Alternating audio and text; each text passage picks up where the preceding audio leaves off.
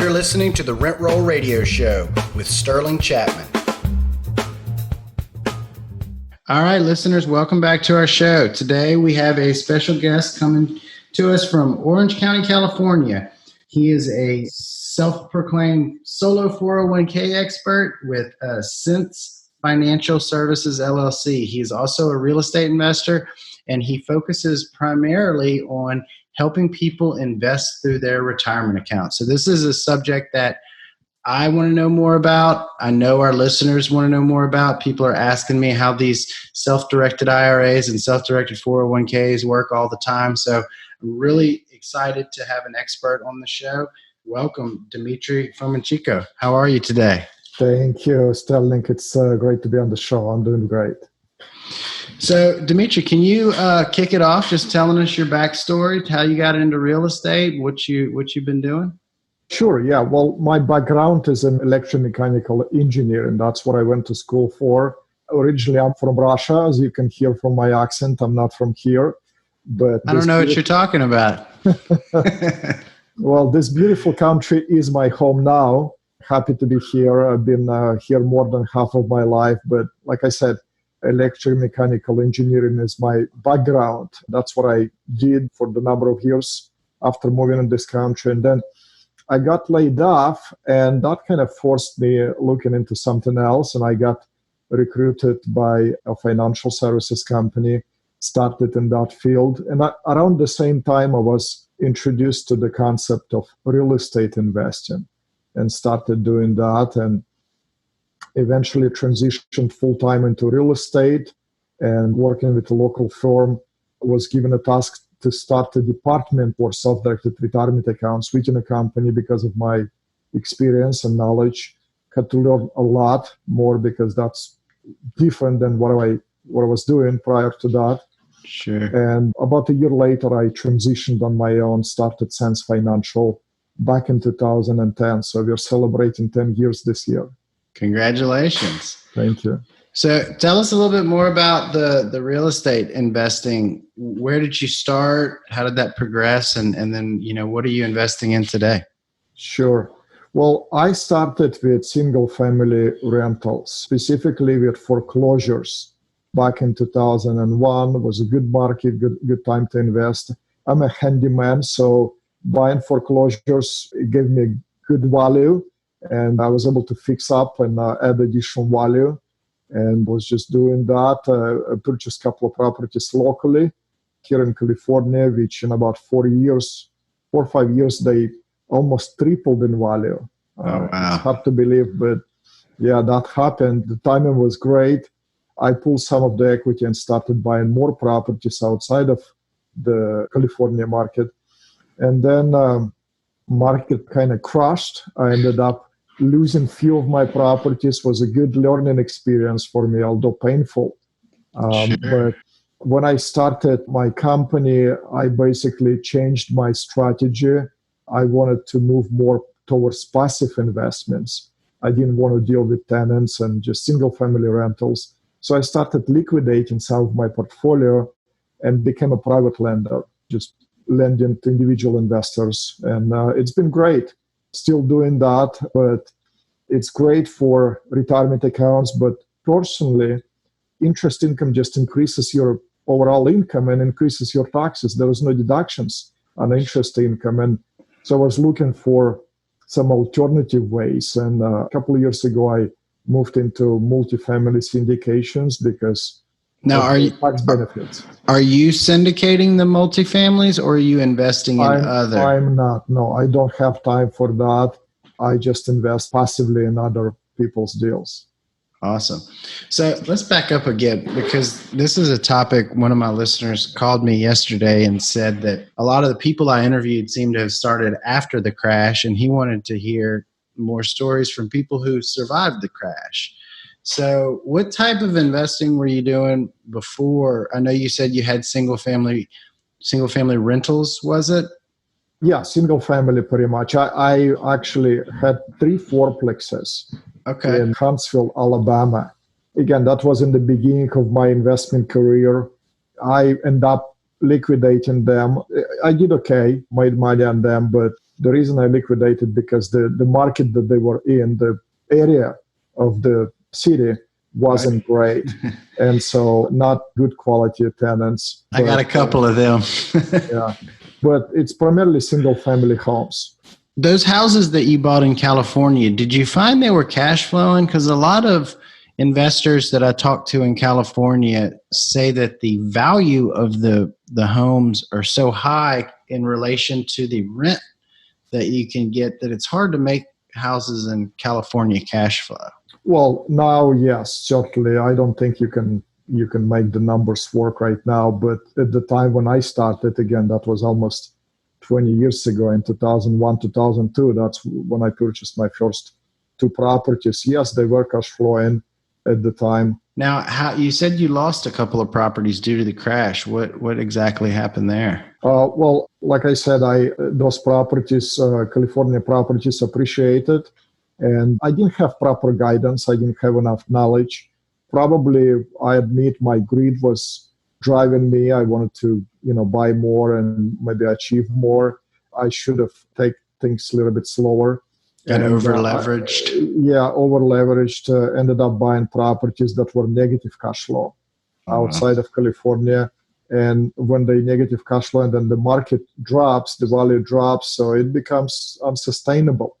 I ended up losing a few properties. So how did you bounce back from that after the crash? Well, I still had several properties and I continued to buy. And in the time, shortly a few years after losing the properties, I purchased another property locally, foreclosure, again, fixed that up. That property more than doubled in value. Again, I liquidated that property by now a few years ago.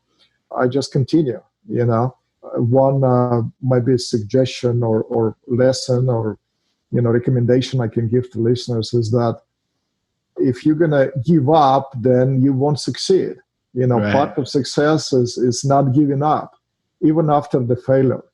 You just got to learn from your failures and move on. Yeah, those are valuable lessons.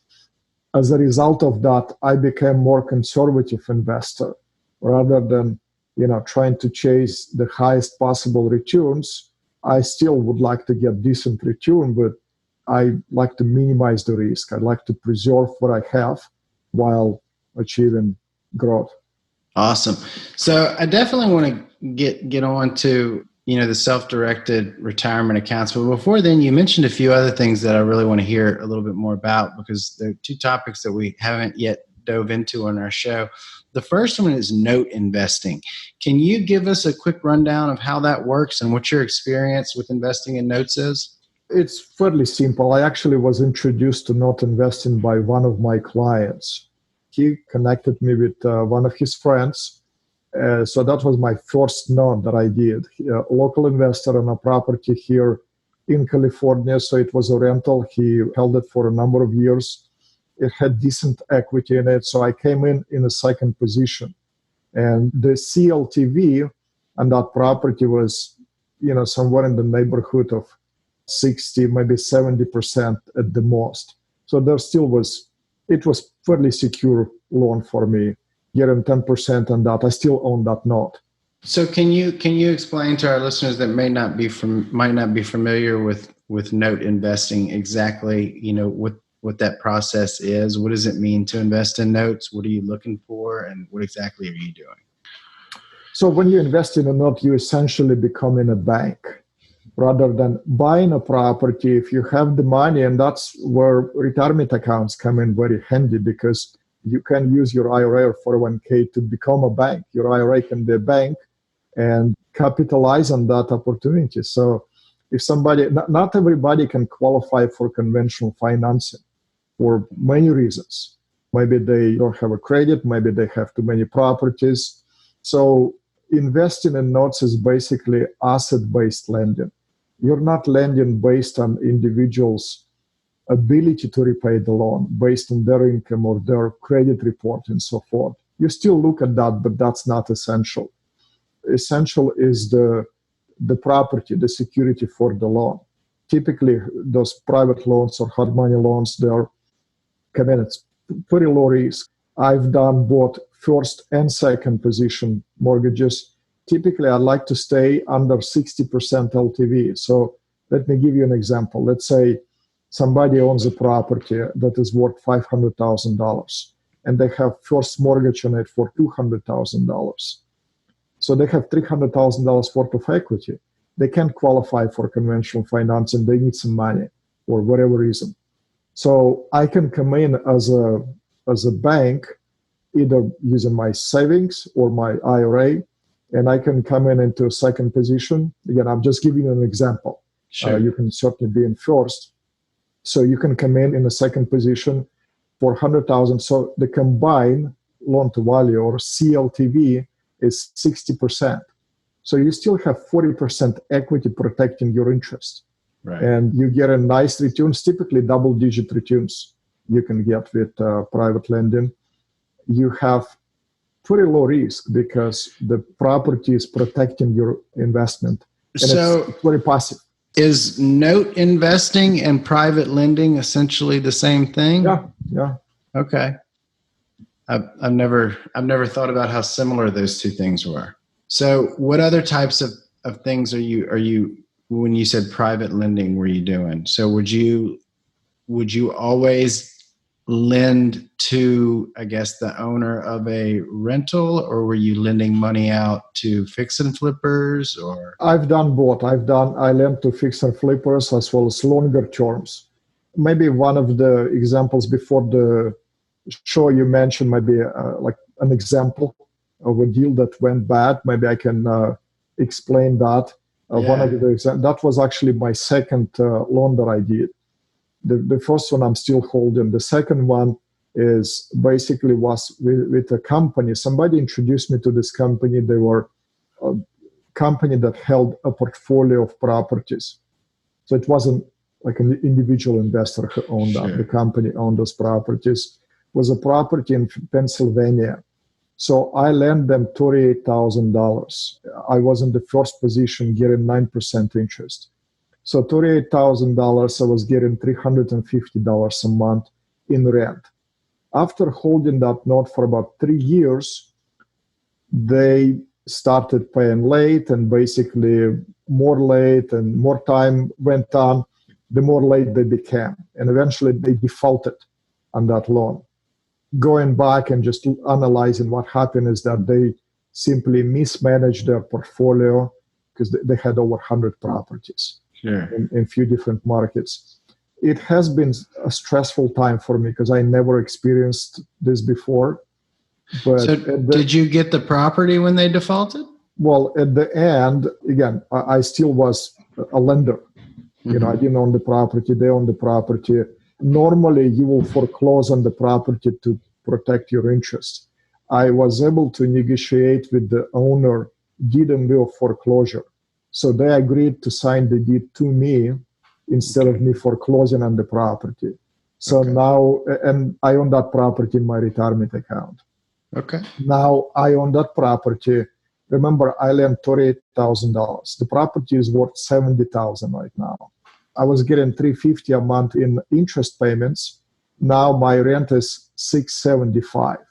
Okay. So as you can see, your worst case scenario. That doesn't sound like a bad deal at all. It can be pretty good. Yeah, it has been stressful time for me because again, I never experienced that. But if you do your due diligence and if the underlying property value is there to protect your interest, then it's pretty hard to lose money. Got it. So let's dive into your expertise and tell us about self-directed IRAs and solo 401ks and how our investors can use those, how they're set up, and what type of investing they can do with them.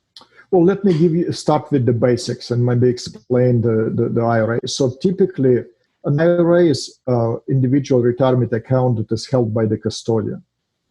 Major custodians that most people know, Schwab, Merrill Lynch, TD Ameritrade, or banks. And the custodian has the ability to limit your investment options. So when you go with the custodian, one of the major custodians, they will limit your investment options. So if it's a brokerage, they want to sell investments that they have. Right. So you'll be limited, your investment choices will be limited to those confined to the stock market. Now, you can go with a self-directed custodian that does not have those limitations. Basically, it's a trust company that holds your IRA, and they open those investment options. So you can buy property, you can do private loan and things like that.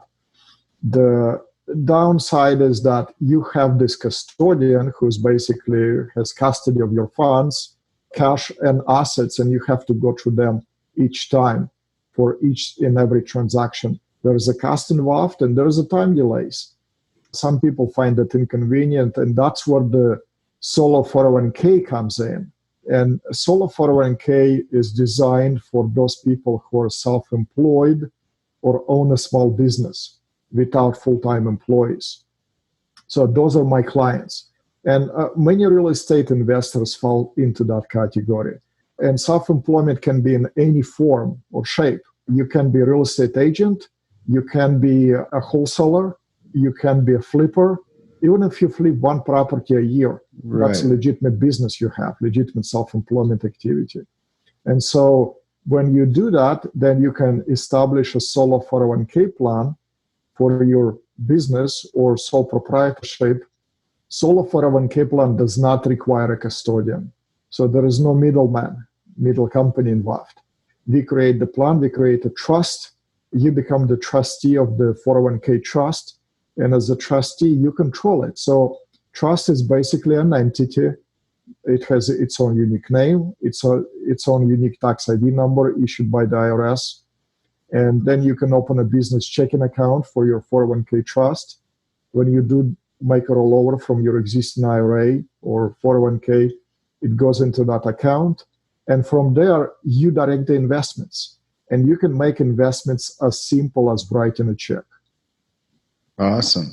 So what type of investments are you allowed to do? I know that there's some restrictions on how active you can be in your investments and things like that. So what are these self-directed retirement accounts best? What type of investments are they best for? Well, you can virtually invest in anything. IRS actually does not give you a list of things that you can invest, rather than give you a list of things that you cannot do. And as far as investments, there is only two things that you cannot invest in, and that will be collectibles and life insurance contracts. Okay. That's what you cannot invest in with your IRA. Now, on top of that, there is a prohibited transactions, and prohibited transactions typically arise when disqualified person is involved in a transaction with a retirement account, IRA or 401k. And disqualified person is yourself, the account owner, your spouse, your parents, grandparents, your kids, grandkids, and their spouses. So basically a vertical line. So that's easy way to remember. Vertical line is not okay. Horizontally is okay. You can engage in a transaction with your brother or cousin or nephew or uncle, right? Those will not be considered disqualified. But immediate family members are not allowed. And to give you an example of a prohibited transaction, if you, let's say you would like to purchase a rental property in your solo 401k, and you actually a real estate agent, you cannot represent your 401k because that will be considered providing services to the 401k. There is a transaction between 401k plan and yourself, and you're a disqualified person. Got it. But that is not allowed. On top of that, as an agent, you will receive a compensation, and you're not allowed to receive any benefits from the plan. Sure. So earlier you mentioned that you were a handyman and you fixed up a lot of the early properties yourself. Did you invest in those properties with a self-directed retirement account? No. That was way before I even knew about self-directed retirement account. And you would not be able to do that. If you had, you would not, but you would not be allowed to fix them up. Yeah, you can't do any work on the property that your 401k owns. You can't manage it or anything. Well, you could manage it if it's a single family rental. There is not much involved. So technically nothing prevents you from managing. What you're not allowed to do is providing any work on the property or any services.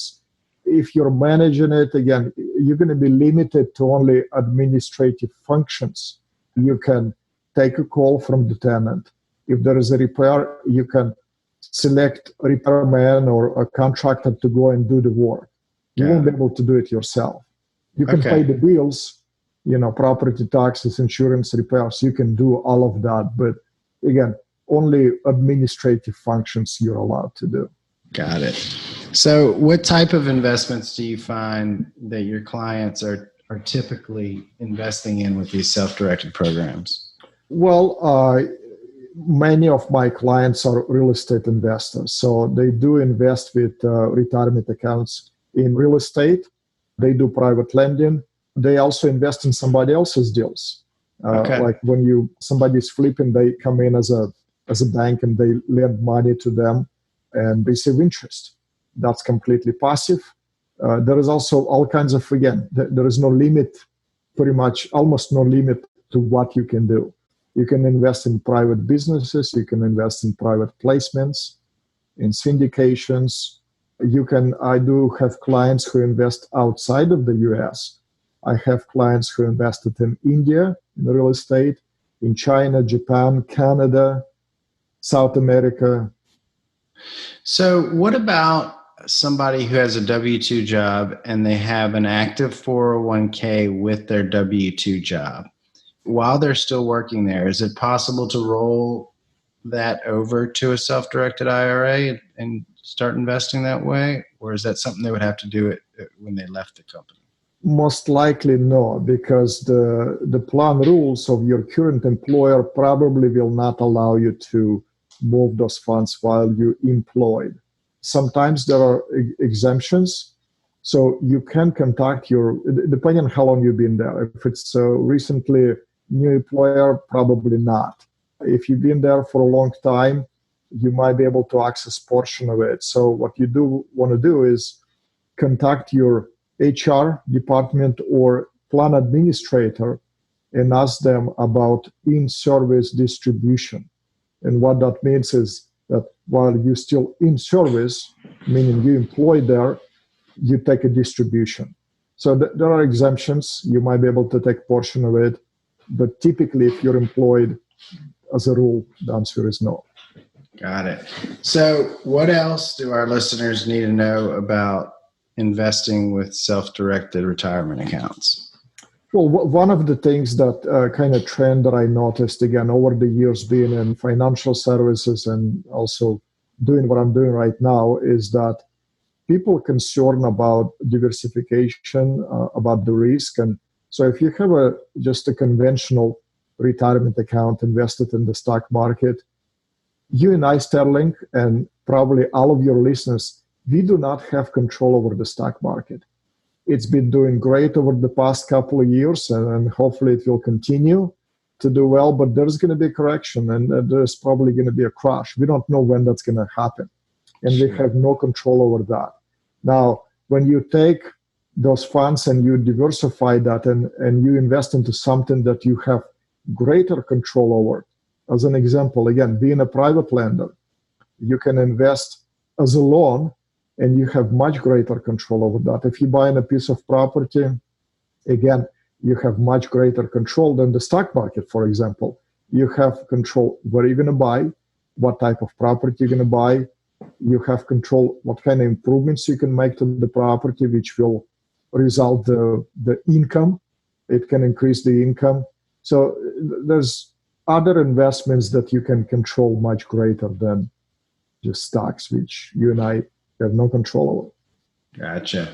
So earlier, it sounds like you had already kind of walked us through one of your disaster deals. Do you have like a home run that you could share with us? What was your most successful investment? Well, again, probably I did mention that in the beginning of my first two investments. Well, actually, my very first purchase was my residence. I purchased a townhome that eventually I turned into a rental, but that pretty much tripled in value. You know, it was just a timing. Again, it's unusual to see it in a. That kind of thing happens in California. That kind of thing doesn't happen in South Louisiana.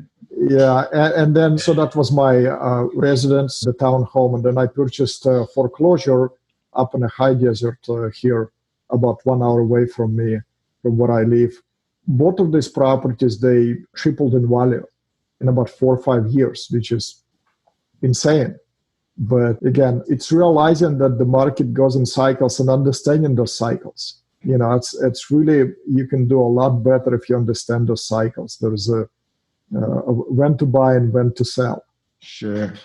So what advice do you have for our listeners that are looking to start investing in real estate, just in general, and then specifically if they're interested in investing with a retirement account? Well, start learning. Again, the mistakes that I mentioned that I made was because of lack of information, lack of experience. And right now there is so much information out there. Again, this is an example. Listen to the podcasts, learn from other people's experience. And there are people that might be able to take you under their wing and train you and help you in begin your investment journey. So there is so much information, but you got to start somewhere. You know, you got to wet your feet, so to speak. You got to start somewhere. And I think private lending is a good way to get started. You can partner with somebody. You don't need a whole lot of money to do that. But you got to establish a network of trusted people that you know. I do invest with a broker. So majority of my private loans that I do right now is through a broker. So what do you mean by that exactly? Well, there are private lending brokers who specialize in these loans, private loans. And they basically underwrite the loans, they fund the loans, and then they bring investors in. Okay. So this way, it's already pre-vetted. You just have to, review the information. If you like it, you can jump on it. Cool. So what type of certifications would these brokers need? Are we talking like a stockbroker, or is this like... No, it's a mortgage broker. It's a mortgage broker? Yeah, just like, again, I don't know exactly what the specifics of the certification, but I'm assuming is that, if somebody is a mortgage broker helping people just get normal loans I gotcha. to the bank, they need to have a license. I know in California it's a NMLS or something like that. So you do need to have a broker's license to originate loans like that. And there are brokers that specialize in that. So I established a relationship with 2 brokers, and they bring the deals to me, and I handpick from what they have available. Awesome. So real quick, we have our radio round. We just ask our listeners, we'll ask our guest, what's your favorite book? Related to real estate? I would say nonfiction, either related to real estate or business or psychology. I would say favorite nonfiction book. Well, if just generally speaking, my favorite book is the Bible. And I quote Bible, specifically Proverbs, just in my daily life, talking with clients, because Proverbs has a lot of wisdom on finances and investing and just in life in general. That's my instruction book. But, going to maybe a couple more to mention, 2 books that kind of changed my life, I think, is Rich Dad, Poor Dad and Cash Flow Quadrant. Okay. And that's something that I'm teaching my daughter now. She's 14 years old. There you go. So she's reading Rich Dad, Poor Dad right now. And awesome. The next book she's going to read is Cash Flow Quadrant. And I'm teaching her that, listen, I was in the top left quadrant initially. And right now I'm on the right side of the quadrant. I do own a business. I do own a system that generates income for me right now, my business. And I'm also an investor. My money is working for me. So you want to be on the right side. And, it did make sense at the very beginning. It's been a long journey for me to get there, but certainly anybody can do it. Absolutely. And that's probably our most common answer is Rich Dad, Poor Dad. And Cash Flow Quadrant is a great one as well. I have the game, and I certainly plan on playing it with my son when he gets old enough. And I don't know how many copies of Rich Dad Poor Dad I've personally bought to hand out to my friends. But that's a great answer. What's your favorite thing to do outside of work?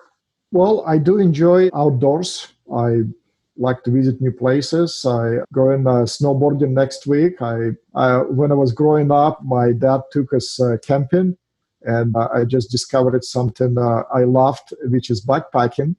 Yeah. Did a couple of backpacking trips last year. We'll intend to do more. Just being out there in the nature and see God's creation is amazing. There's so much beauty out there. Well, if you love being outdoors, sunny California is the place to be, isn't it? It sure is. Although, it's more of like a desert here. You gotta kind of go up in the mountains to see, for me specifically, because I like, greenery. So you gotta travel a little bit to see that greenery. Certainly, there is Eastern Sierras, Lake Tahoe. It's amazing. I went to Lake Tahoe last year for the first time, and I was amazed of the beauty that California has. I didn't think so, but yeah, it sure is. Well, Dmitry, thank you so much for demystifying self-directed retirement accounts for us. We've had a lot of requests, so we were super excited when you reached out and glad to have you on the show. How can our listeners find you, find out more about you, and how can they get in touch with you?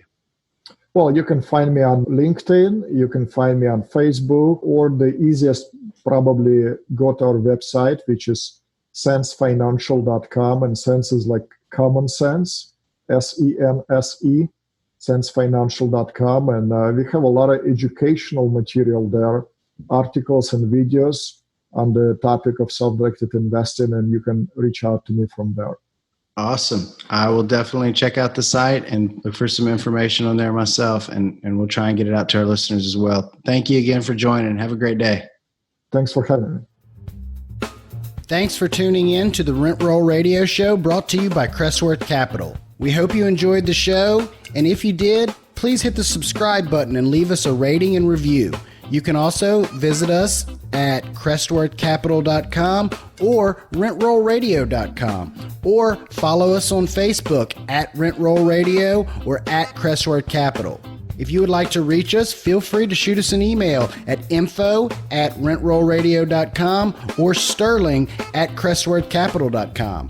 We hope you come back next week to join us on some more of our journey. Until then, happy investing.